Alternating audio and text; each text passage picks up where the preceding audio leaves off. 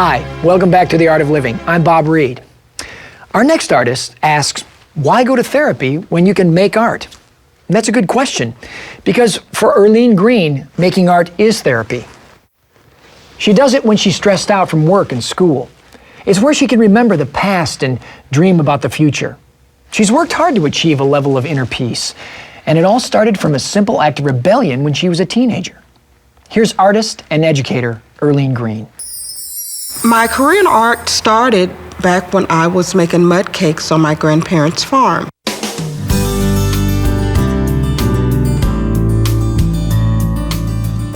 When I was 16, my dad died.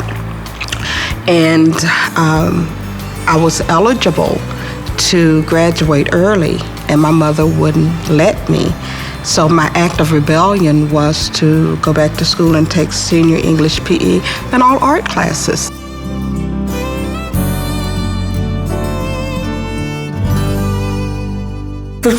A long time ago, when I first started doing the research for this, I felt that students should be able to have a face with the building that they occupy, that they needed to understand that at some point in history, these individuals were important enough to name a building for.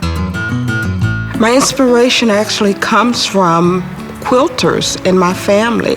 My grandmother was, both of my grandmothers were quilters, and one of my great-grandmothers were quilters. So my work is inspired by their creativity, although they didn't do it for the creative aspect of it.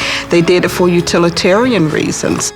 So if you stand about 10 feet away from the quilts, you basically see colors, patterns, and the logo. If you move closer, you will begin to see larger images such as the actual plaques from the middle school across the street. I went into each of the schools and did impressions of trophies and tried to get a good sampling of the arts, athletics, music, and drama. The closer you get, the more detail you see. There are things that you won't pay attention to from 10 feet away that you will see at 5 feet away. But when you're right up on it, there's little specific details that pull you into the picture as an individual.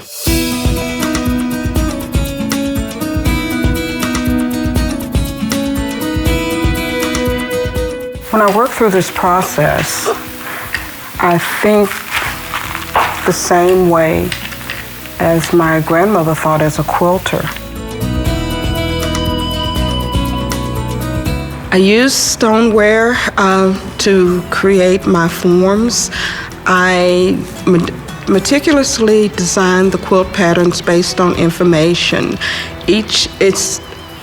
The pieces are laid out pretty much like swatches of fabric, and I cut them up the same way a quilter would to piece together. The moment of creating art is serenity.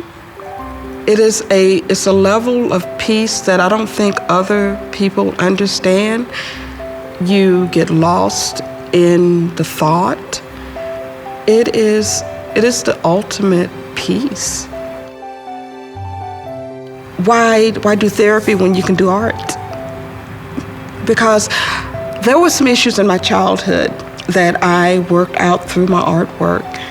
There were some things that I couldn't talk about for many years, but I learned to work through it through my artwork and use symbols to represent the things that were painful. So yeah, it's extremely therapeutic. Quilts weren't always regarded as art, despite the beauty and labor that went into each one. Made from old scraps of fabric, they simply kept you warm on cold nights.